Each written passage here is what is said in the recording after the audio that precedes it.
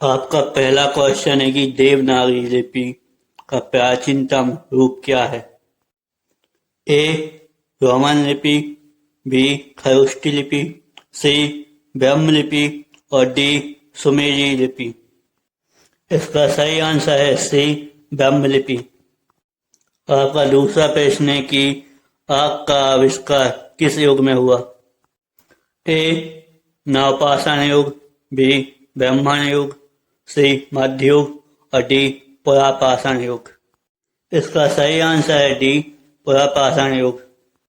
आपका अगला प्रश्न जो कि तीसरा प्रश्न है वह है मंदिर बनाने की कला का जन्म किस काल में हुआ। ए गुप्त काल, बी प्राचीन काल, सी वैदिक काल और डी पाषाण काल। इसका सही आंसर है ए गुप्त काल। आपका चौथा क्वेश्चन है वह है चाणक्य किसके मंत्री थे। ए अशोक, बी चंद्रगुप्त मौर्य, सी कनिष्क और डी बिंदुसार। इसका सही आंसर है बी चंद्रगुप्त मौर्य। पांचवा क्वेश्चन है कि चाणक्य शिक्षक थे। ए नालंदा, बी तक्षशिला, सी पाटलिपुत्र और डी वाराणसी। तो इसका सही आंसर है बी तक्षशिला। आपका छठवां प्रश्न है कि अर्थशास्त्र का लेखक कौन था। ए बाणभट्ट, बी कालिदास, सी चाणक्य, डी पतंजलि। इसका सही आंसर है सी चाणक्य। अगला प्रश्न है कि चंद्रगुप्त के शासन विस्तार में सबसे अधिक मदद किसने की। ए बाणभट्ट, बी कालिदास, सी चाणक्य, डी पतंजलि। इसका सही आंसर है सी चाणक्य। आठवां प्रश्न है कि मुगल सम्राट अकबर सिख धर्म के किस गुरु को भेंट में दिए थे। ए गुरु नानक देव, बी गुरु अर्जुन देव जी, सी गुरु तेग बहादुर सिंह और डी गुरु अमरदास जी। इसका सही आंसर है डी गुरु अमरदास जी। नौवां प्रश्न है कि सिराजुद्दौला के साथ अंग्रेजों ने कौन सी संधि की थी। ए पुरंदर की संधि, बी अलीगढ़ की संधि, सी अलीनगर की संधि और डी ये सभी।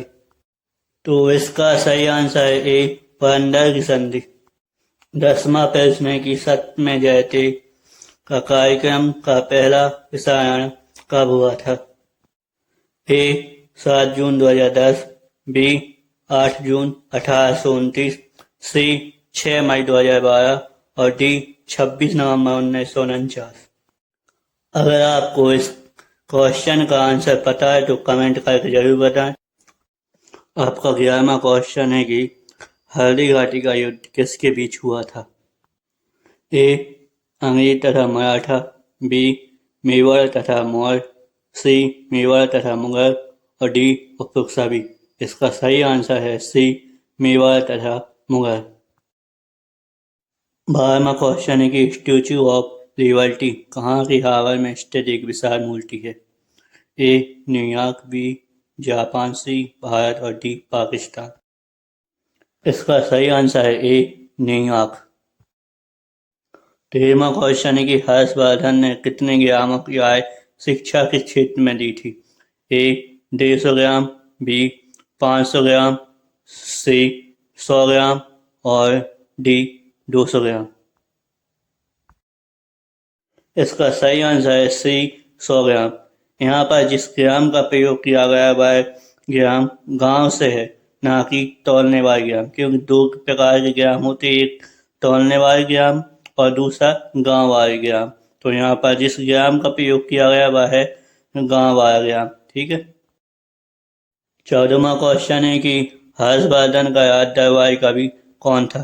ए कालिदास, बी सूरदास, सी बाणभट्ट और डी तुलसीदास। इसका सही आंसर है सी बाणभट्ट। 15वां क्वेश्चन है कि महाराजा रणजीत सिंह के समय में किस जिले को नवाबनगर नाम से जाना जाता था। ए जामनगर, बी चूनागढ़, सी जोधपुर और डी मेवाड़। इसका सही आंसर है ए जामनगर। 16वां क्वेश्चन है कि हल्दी घाटी के युद्ध में महाराणा प्रताप की तरफ से लड़ने वाला एकमात्र मुस्लिम सरदार कौन था। ए आसफ खां, बी हकीम खां सूरी, सी अबुल फजर और डी फैजी। इसका सही आंसर है बी हकीम खां सूरी। अगर बात करें ई ऑप्शन की आसफ खां की, तो हल्दी घाटी में आसफ खां अकबर के द्वारा लड़ रहा था। और अगर बात करें ऑप्शन सी अबुल फजर की, तो अबुल फजर अकबर के 9 रत्नों में से एक और साथ ही साथ इसने आईने अकबरी की रचना की। और अगर फैजी की बात करें तो ये भी अकबर के 9 रत्नों में से एक है। आपका अगला पेज 7वां पेज। हिंद का तोता किसे कहते हैं? ए आसफ खां, बी हकीम खां सूरी, सी अबुल फजर और डी अमीर खुसरो। इसका सही आंसर है डी अमीर खुसरो। 18वां प्रश्न है कि पश्चिम में किसको प्रथम इतिहासकार मानते हैं? ए अरस्तु, बी प्लूटो, सी हामर और डी हेरोडोटस। इसका सही आंसर है डी हेरोडोटस। हाँ, तो 19वां जो प्रश्न है वह है सिकंदर किसका शिष्य था? तो ए अरस्तु, बी प्लूटो, सी चाणक्य और डी सुकरात। इसका सही आंसर है ए अरस्तु। देखो भाई, अब सिकंदर की बात चली गई और शिष्यों की बात चली गई, तो सबसे पहले मैं आपको बता दूं, देखो सिकंदर का तो पता चल गया कि सिकंदर का गुरु कौन था? अरस्तु। अब बात करें प्लूटो की, तो प्लूटो का गुरु कौन था? सुकरात। और अरस्तु की बात करें, अरस्तु का गुरु कौन था? प्लूटो। ठीक है। और चाणक्य की बात करें तो चाणक्य किसका गुरु था?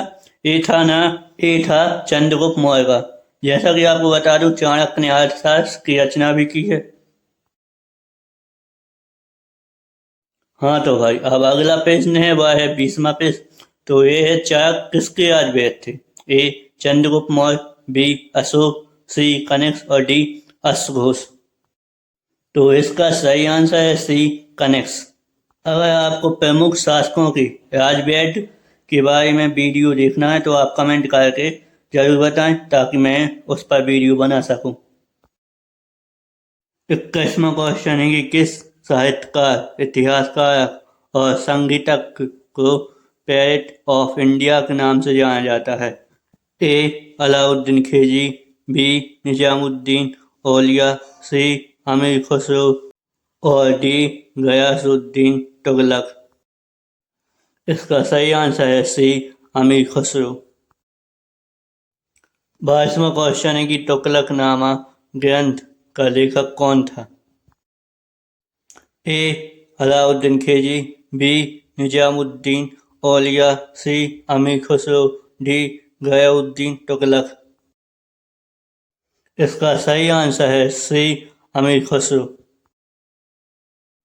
23वां क्वेश्चन है कि तुगलकनामा ग्रंथ में किस शासक के शासनकाल का वर्णन मिलता है? ए अलाउद्दीन खिलजी, बी निजामुद्दीन औलिया, सी अमीर खुसरो, डी गयाउद्दीन तुगलक। इसका सही आंसर है डी गयाउद्दीन तुगलक। 24वां प्रश्न है कि किस शहर में अशोक के शिलालेख नए हैं? ए मगध, बी अशोकनगर, सी अयोध्या, डी टोपरा। इसका सही आंसर है डी टोपरा। 25वां प्रश्न है कि भारत का नेपोलियन किस गुप्त शासक को कहा गया है? ए चंद्रगुप्त मौर्य, बी समुद्रगुप्त, सी हर्षवर्धन, डी अशोक। इसका सही आंसर है बी समुद्रगुप्त। 26वां प्रश्न है कि किस शासक ने नालंदा विश्वविद्यालय के लिए 100 ग्रामों की आय दान के रूप में दी थी? ए चंद्रगुप्त मौर्य, बी समुद्रगुप्त, सी हर्षवर्धन, डी अशोक। इसका सही आंसर है सी हर्षवर्धन। 27वां प्रश्न है कि मौर्य काल में शिक्षा का प्रसिद्ध केंद्र कौन सा था? ए नालंदा, बी तक्षशिला, सी शिक्षा भवन, डी वाराणसी। इसका सही आंसर है बी तक्षशिला। पहले आप यह वीडियो पूरा देखें। अगर आपको यह वीडियो अच्छा लगता है तो वीडियो को लाइक करें और ऐसे ही और वीडियो को देखने के लिए हमारे चैनल को सब्सक्राइब करें। मिलते हैं अगली वीडियो में। जब तक के लिए जय हिंद, जय भारत, जय श्री राम।